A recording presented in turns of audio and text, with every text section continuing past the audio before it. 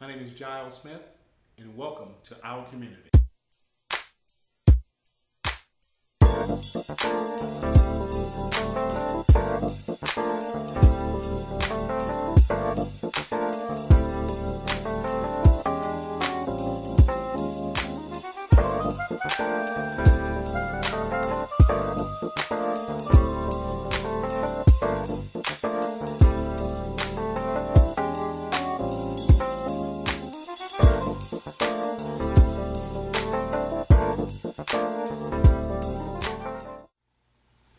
Thank you, Mr. Olds, for coming out today and being a part of our show.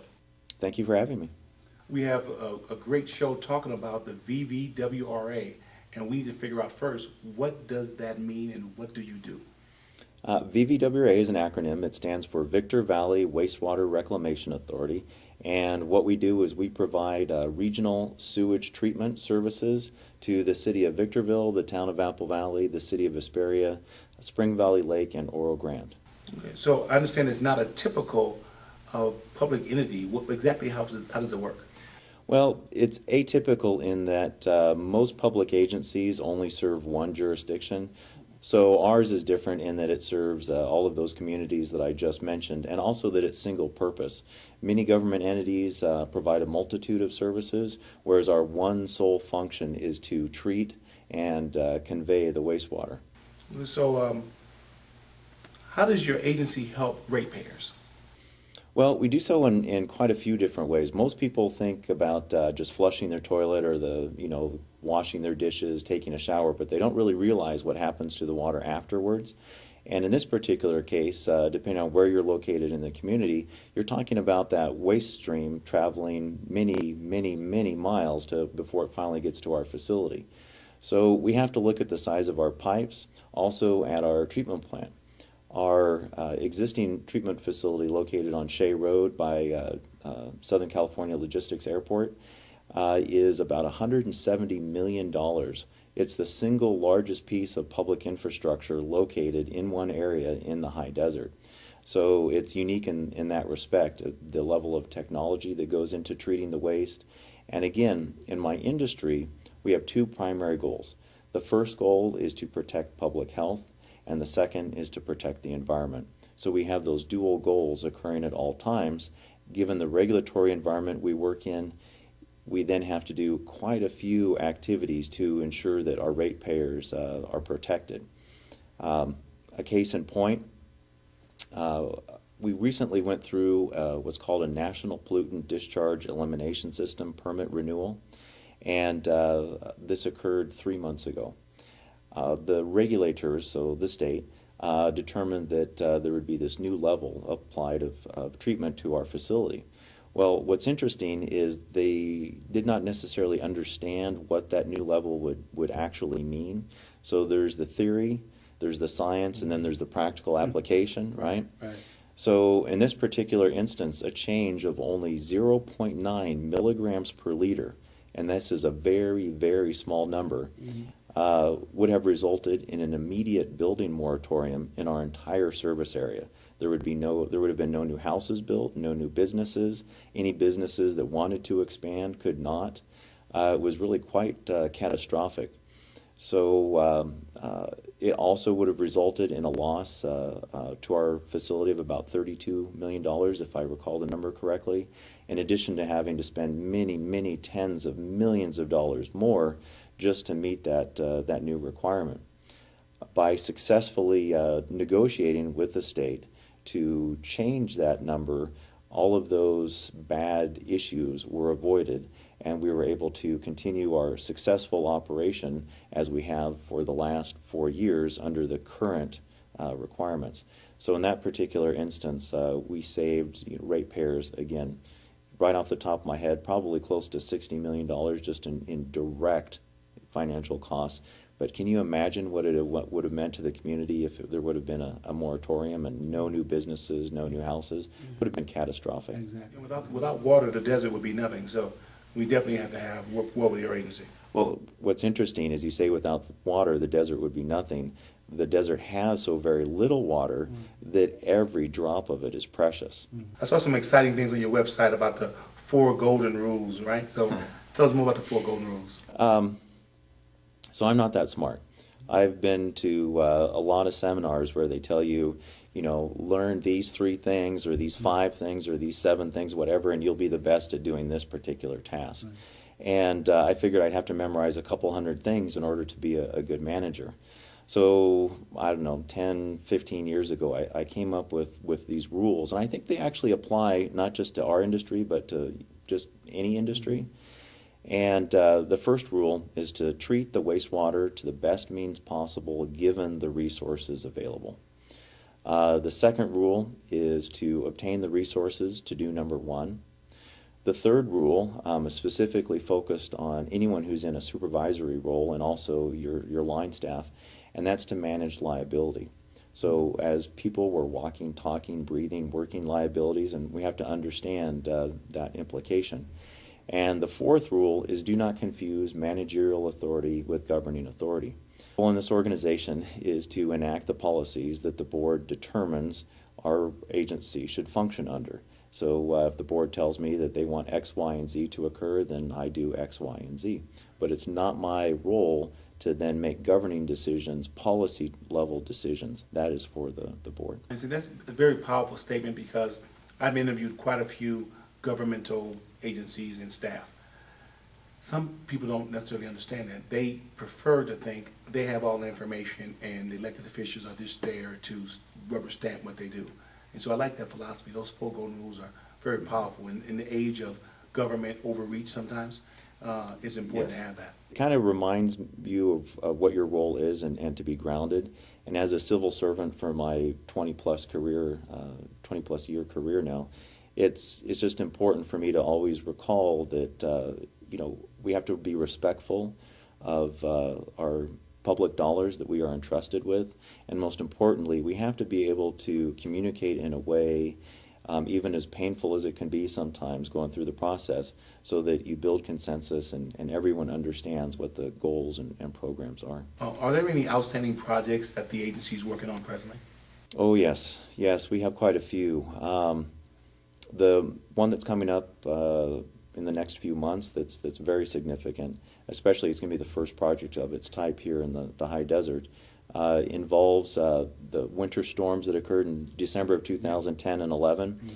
We actually, a portion of our interceptor that passed through the Upper Narrows, just a little bit south of where the bridge that goes to Apple Valley is, was damaged, and we've been bypass pumping for several years. So we're getting ready to build a new interceptor that will no longer go. Right now the interceptor is actually in the Mojave River, buried under the sand. Okay. So what we want to do is get it out of the river, and we're going to be jacking and boring, just like the old-time miners used to do, underneath the Upper Narrows, and then also redirecting all the flows from the town of Apple Valley to this new interceptor as well. So it will protect that area. The other one that's been discussed and has been in the newspapers quite a bit has been our sub-regional water reclamation plants. And these are scalping plants for recycled water. What they'll do in Hesperia and Apple Valley is they will take the water fraction of the waste stream and be able to reuse it locally, and then all of the solids and what people would consider the icky stuff will go back inside the sewer interceptor and go back to the main plant. The main plant also has a great project where there's about 5 facilities worldwide right now that are energy neutral, and we're hoping to be in that top 10. Right. So we've got a project where it's very, very novel, but it basically takes the latent energy that's inside that waste stream, and we beneficially reuse it to create gas, and then we burn that gas in an environmentally friendly way to produce electricity to run our treatment plant. And to put this in perspective, we spend about $1.6 million a year on our utilities. And the regulators have hit the electricity industry pretty hard as well. So we've seen well over double-digit increases projected in the near future for that, and have experienced increases 6, 8, and 9% for the last few years. So by producing our own power, we'll take control of those costs and be able to project them. Plus, why just burn that gas and flare it to the environment? why not reuse it in a way that actually protects our ratepayers? And then also I can budget for it on a regular basis. So that protects our rates as well. That's one of them. We have another really neat one, though. It's called the Omnivore Project. And basically what it does is the solids that are associated with the waste, they occupy space. And if you can reduce that amount of space and then produce more energy as a part of that reduction, you're decreasing your loading on the system. So this Omnivore Project, it's going to be the first of its kind in North America. And we were fortunate enough to partner with a private company, so a public-private partnership, right, to acquire $2.6 million in grant funds. So all we have had to put into this agreement is our physical facilities. And they're going to install this Omnivore system and thicken our biosolids, and we'll be able to produce even more gas to meet our energy needs. Wow. And as you know, I talked about the prior project as being energy neutral. What we'd actually like to do is, rather than being what's considered a wastewater treatment plant, we want to be, and this is the direction our industry is going in, an energy recovery facility, or just a resource recovery facility, because there's nitrogen and phosphorus. Mm-hmm. And we're taking the steps to get there. Well, it seems like you guys are taking it to a whole nother level, and you're not only just good for California, you're actually leading North America, et cetera. This is exciting stuff. We're actually one of a few agencies in North America that are helping to lead this charge. I've actually sat on a few groups that have developed papers, such as the recently released through the National Association of Clean Water Agencies and presented to DC, and those folks on the utility of the future.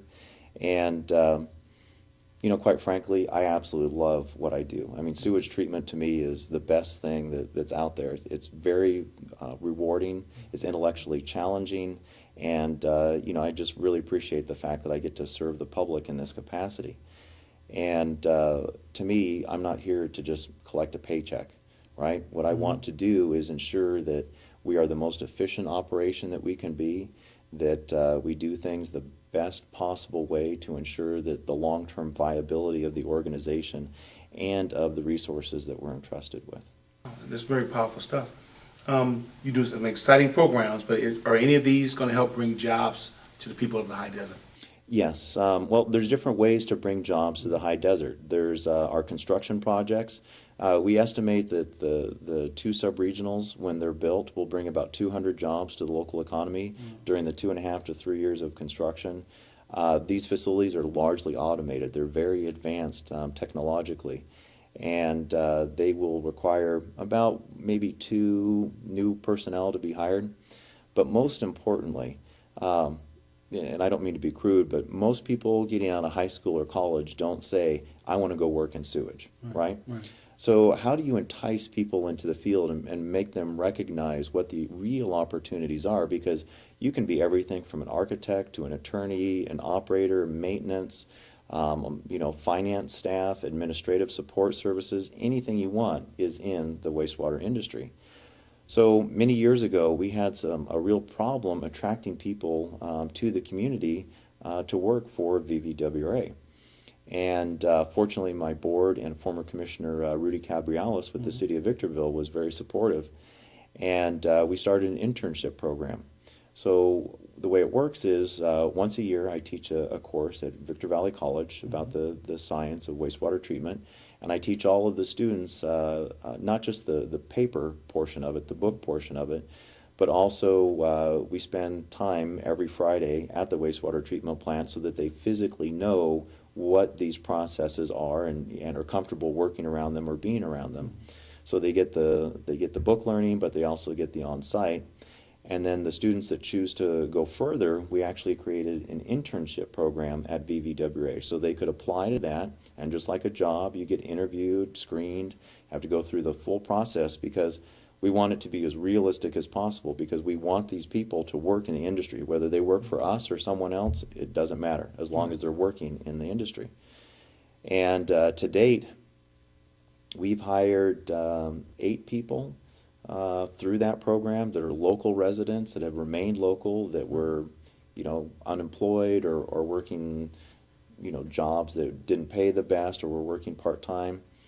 And then I also know of several individuals, many individuals actually, that have been placed with other agencies in Southern California. So our program has actually gained a pretty strong reputation because of its focus on the book and then also the practical side of how the treatment plant functions. Well, maybe I can partner with you later on about that and get the word out in a more consistent manner as well and reach a lot more people.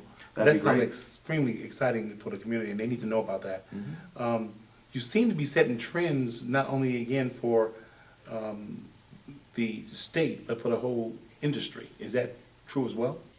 There are actually quite a few folks that are out there that are like-minded. I wouldn't say that we're not the majority, obviously. Mm-hmm. But there are quite a few other agencies that have very similar type of programs. What I think of VVWRA is that, we're pretty small in the greater scheme of things. We're on the smaller side of what's considered a mid-sized facility.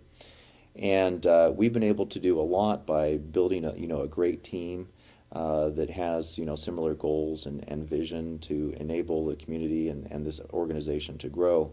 There are other organizations that have significantly more resources that do aspects of what we do.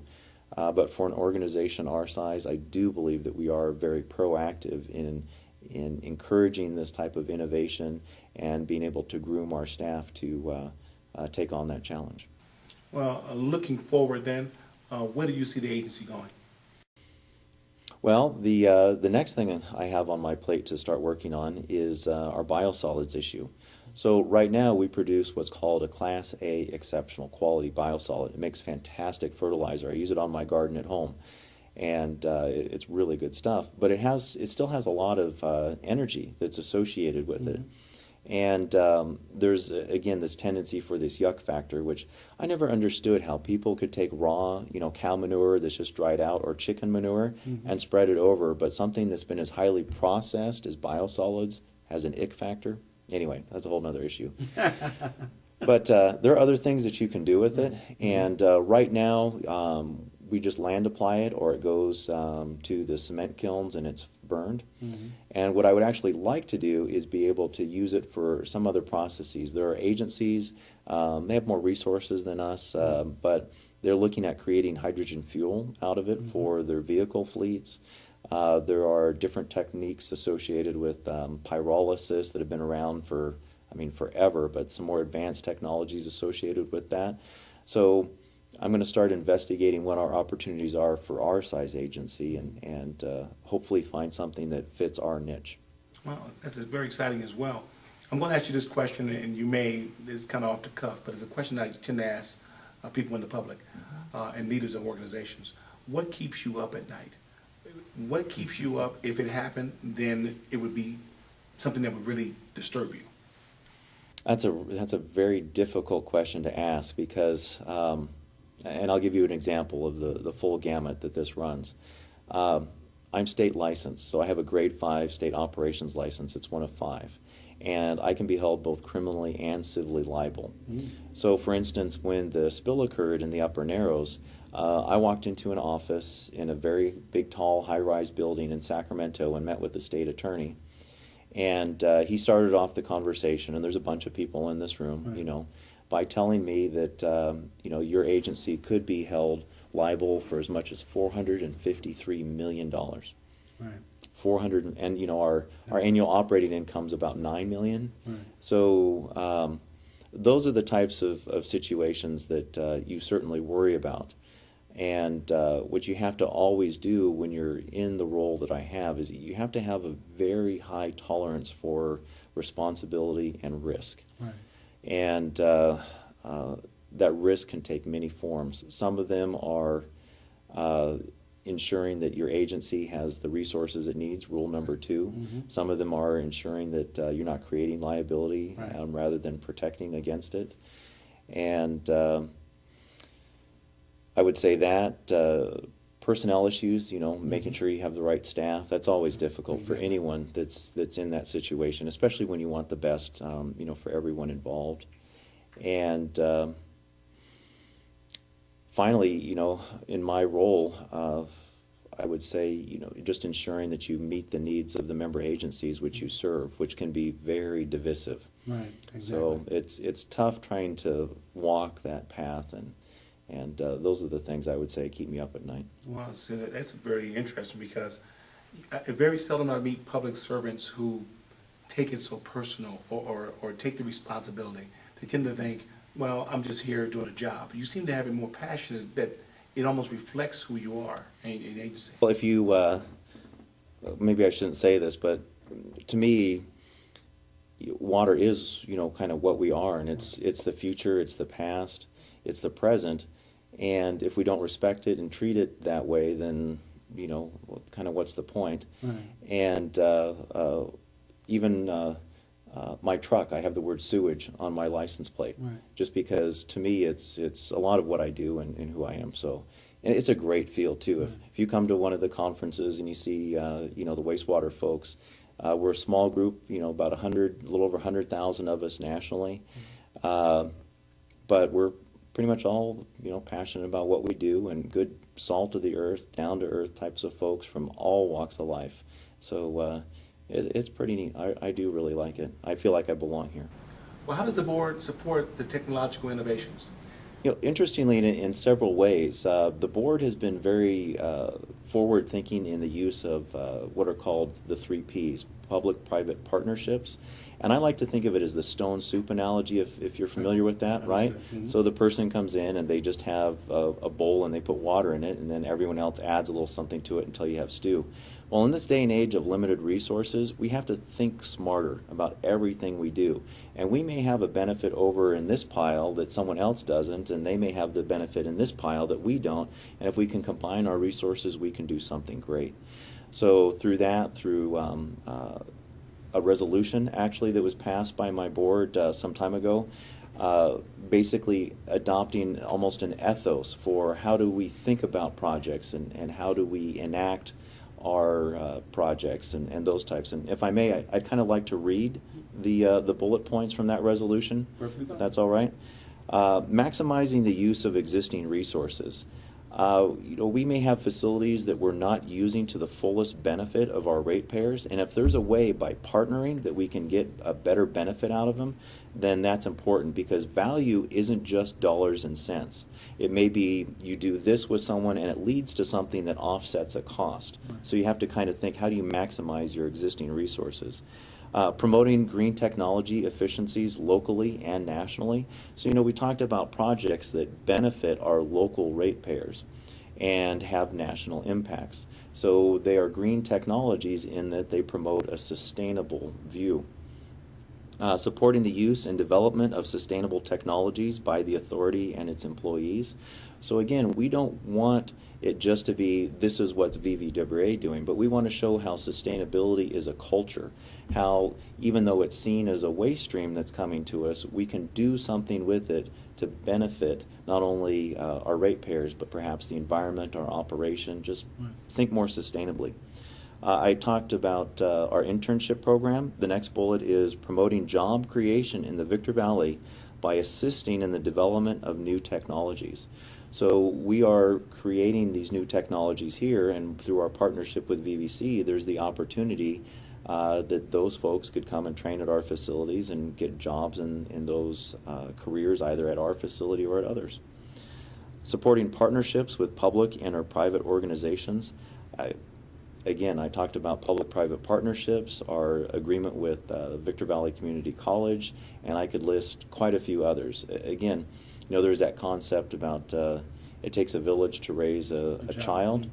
Mm-hmm. We're part of that village, and we want to do everything that we can to help raise that child, irrespective of what that means. Creating a public consciousness of sustainable practices through outreach and education.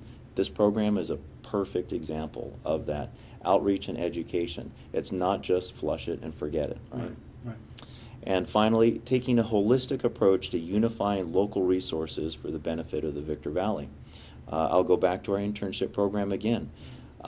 We worked with the San Bernardino County Workforce Investment Board to get monies, which funded a program at Victor Valley College, which led to an agreement with the cooperative education, which led to interns at our facility, which led to, a couple dozen people getting work.